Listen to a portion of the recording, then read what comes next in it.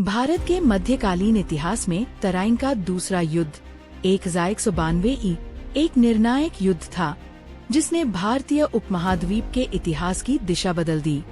यह युद्ध दिल्ली और अजमेर के चौहान राजा पृथ्वीराज चौहान और गोरी वंश के शासक मोहम्मद गोरी के बीच लड़ा गया था। यह युद्ध हरियाणा राज्य के तराइन, वर्तमान तरावड़ी नामक स्थान पर हुआ था, जो अब करनाल जिले में आता है। 12वीं शताब्दी में भारत राजनीतिक रूप से बिखरा हुआ था। कई छोटे बड़े राज्य आपस में संघर्षरत थे। चौहान वंश का राजा पृथ्वीराज चौहान, जो दिल्ली और अजमेर का शासक था, उत्तर भारत के शक्तिशाली शासकों में से एक था। दूसरी ओर अफगानिस्तान और खुरासान क्षेत्र का शासक मोहम्मद गोरी भारत में इस्लामी साम्राज्य की नींव रखने के उद्देश्य से बार बार हमले कर रहा था। 1186 में मोहम्मद गोरी ने लाहौर पर कब्जा कर लिया था और इसके बाद उसकी दृष्टि भारत के धनी और शक्तिशाली राज्यों पर थी। गोरी ने 1191 में भारत पर आक्रमण किया, जिसे तराइन का पहला युद्ध कहा जाता है। इस युद्ध में पृथ्वीराज चौहान ने गोरी को बुरी तरह पराजित किया और घायल मोहम्मद गोरी को युद्ध भूमि से भागना पड़ा। पहली पराजय के बाद मोहम्मद गोरी ने इसे अपनी प्रतिष्ठा पर चोट समझा और अगले वर्ष 1192 में एक विशाल और संगठित सेना के साथ फिर से भारत पर चढ़ाई कर दी। उसने अफगान, तुर्क और खुरासानी सैनिकों को साथ लिया और अपनी रणनीतियों में कई सुधार किए।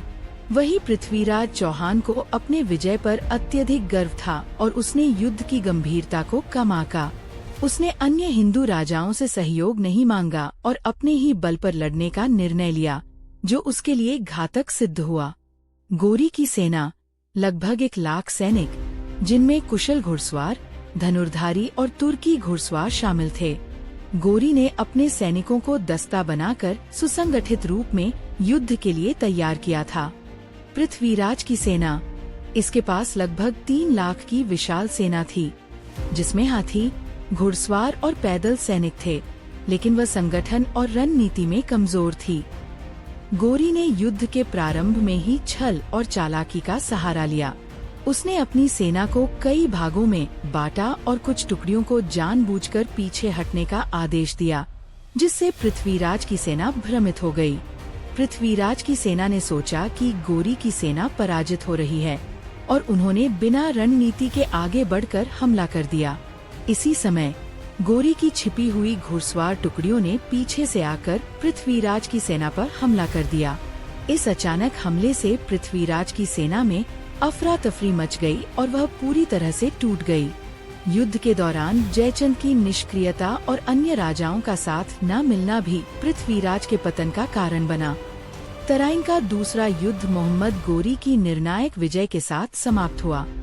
पृथ्वीराज चौहान को बंदी बना लिया गया।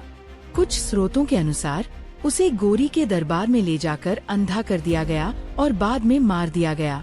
युद्ध के बाद गोरी ने दिल्ली और अजमेर पर कब्जा कर लिया और अपने सेनापति कुतुबुद्दीन ऐबक को इन क्षेत्रों का शासक नियुक्त किया। इस्लामी शासन की नींव, इस युद्ध के बाद भारत में इस्लामी शासन की नींव रखी गई। कुतुबुद्दीन ऐबक ने बाद में गुलाम वंश की स्थापना की और दिल्ली सल्तनत की शुरुआत हुई। हिंदू राजाओं की हार, ये युद्ध दर्शाता है कि आपसी खूट, आत्म प्रशंसा और संगठित रणनीति की कमी से शक्तिशाली हिंदू राजा भी हार सकते हैं। इतिहास की दिशा बदली। यदि पृथ्वीराज ये युद्ध जीतते तो भारत का इतिहास पूरी तरह अलग होता। पराजय के बाद भारत